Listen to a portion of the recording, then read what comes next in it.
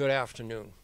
We're speaking with and interviewing Eve Bridburg, the founder and executive director of grubstreet, the largest creative writing center in the United States, and which started, according to your talk just a few moments ago at TEDx, on a bicycle on Beacon Street in Brookline. A very humble beginning, yes, and an amazing development since then. The first question that we'd like to ask is, what would you add to your talk now that you weren't able to say when you were on stage? So, can you hear me? The mic must be on, right? Okay. So what I would add is something that I actually forgot to say. I knew I would forget something, and what I forgot is that it might be that our culture right now online is so coarse and that we're so divided that the first step for all of us might be to be more rigorous with ourselves and the people we agree with and our friends, and more loving with the people we disagree with. It might be that that's the first step toward trying to fix the culture that we currently live with online. And in that vein, you've undoubtedly encountered situations where there's been a dissent or conflict amongst the group of writers that you're hosting. What kind of process have you learned to use in order to diffuse that, and what kind of results have you seen out of that process? Well, we're so clear about what our culture is in the classroom, actually, and we're so respectful of one another that we have issues very, very rarely, to tell you the truth. But every now and then, there is conflict in the classroom, and we found that the best way to handle it is to really understand everybody's perspective as best we can, to have honest and fierce conversations, assuming the best in people. And generally speaking, we can resolve things that way. We might not always agree in the end, but we can come to a place where everyone can feel civil with one another. In rare instances, we've had to ask students to leave the classroom if they just can't abide by our rules, but that might happen once a year. I mean, and we have, 4,000 students a year. So I think the culture is so strong, and people, it tends to make people really thoughtful about how they communicate with others, and incredibly generous with others as well. Just talking about grubstreet, how does the organization put together groups of writers, and how large are these groups? I think that people who watched this interview and heard your talk are probably very interested in becoming a part of it. Mm-hmm. So if you can give a little more detail, sure, it would be very helpful. Sure. So we do a lot of different things. So I'll try and give you a sort of an overview. But we have a core workshops that we teach, and the limit is 12 students in a class. We teach them at 162 Boylston Street on the Boston Common, which is our Boston address. And there are classes in fiction and nonfiction, memoir, writers of all backgrounds, all age levels, all skill levels. Everybody's welcome. So that's a big part of what we do. We also have shorter offerings. We have seminars, one-day weekend workshops. And then, as we've grown up over time, we're very innovative. We always listen to our students. We listen to our incredible instructors, are brilliant. And often we'll innovate new offerings based on what we're hearing from our students and instructors.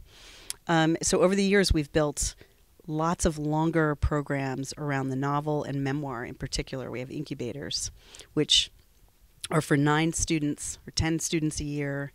You have to apply to get in. Our novel incubator, for example, you have to have a novel finished to get in.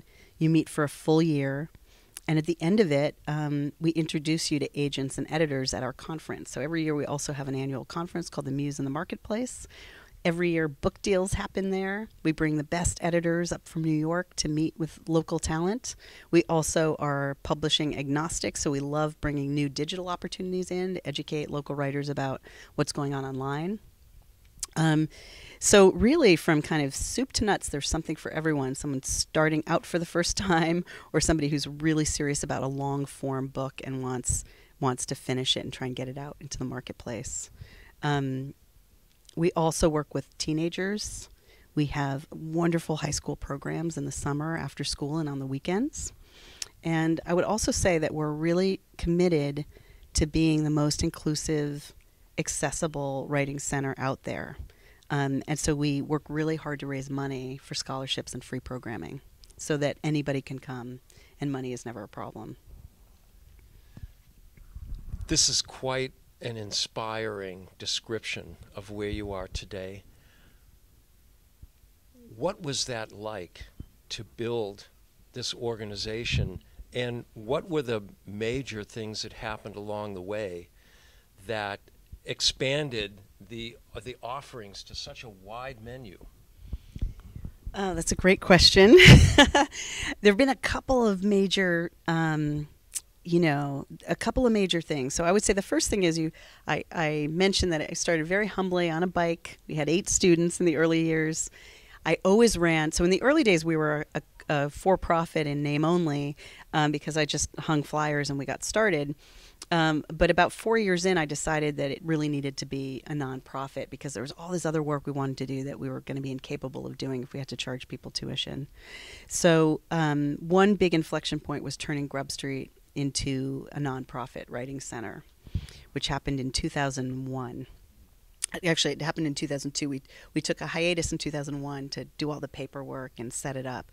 And at that moment, what was magical, I mean, we had always been a community, but in 2001, I recruited the first board of directors.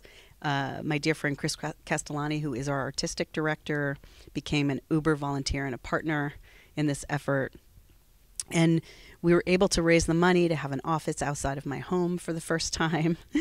So that was one big inflection point. And then a few years later, we were very lucky in being incubated in downtown Boston by this lovely woman named Pat Bartavian in her building at 160 Boylston Street. She allowed us to come live there for 5 years at an incredibly cheap rent. And even though the rent was super cheap, for us at the time when we were in a toilet tissue factory in Union Square, Somerville, it was still this existential leap to think that we could pay that bill every month. And so that was a moment where we thought, do we want to go for it in Boston and try and make it in the big city? And we did. And then we ended up, we had until that point been teaching in a very satellite way. We were teaching in Brookline and Boston and Cambridge. And we moved downtown Boston and we taught everything there. And it really changed what we were doing because it made us a community. It gave us a home. And so we just started really expanding from that point on. We got there. We started a memoir project in partnership with the city of Boston. We launched our teen program. And then around 2010, when everybody was really nervous about what was going on in the publishing world, all the digital disruption, we decided that we also wanted to make our course offerings much wider. We wanted them to cover the whole range of what it means to be a writer, not just the manuscript, the idea, the creation, but we also wanted to look at the publishing process, the marketing process, finding audience, all of it. And we called that the whole writer, or the 360 writer. And with that launch, we really developed the most comprehensive course catalog in the country, and that led to a tremendous amount of growth. And now we're excited to be trying to become the most accessible and inclusive place in the country. Publishing remains stubbornly white and upper middle class, and we are doing our population, we started in Brookline, Cambridge, and Somerville, and our students still reflect those neighborhoods because they've told their friends about us, and it's a wonderful thing. But we also realize we need to be teaching in Dorchester and Mattapan and Roxbury so that we're really serving the entire city of Boston. So we've launched that work. Last year we launched a great program with the public library, the Boston Public Library. We're teaching bilingual classes in the neighborhoods. We're doing that for adults and for teens, for immigrants. So that's been tremendous work.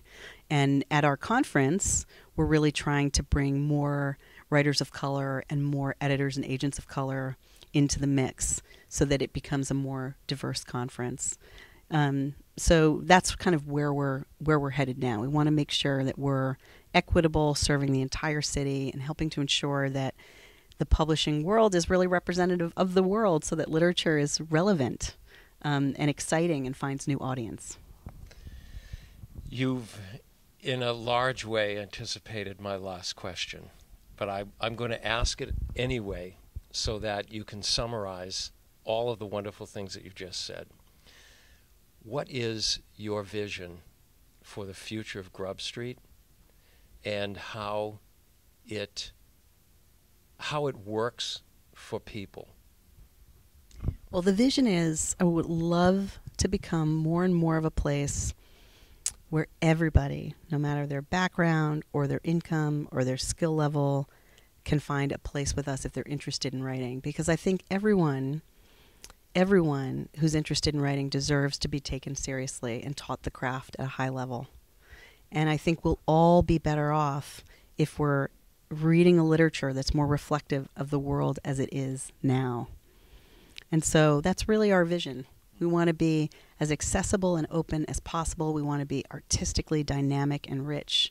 We want people to feel like individuals and creatively free when they come to our classes. And that's really the most important thing.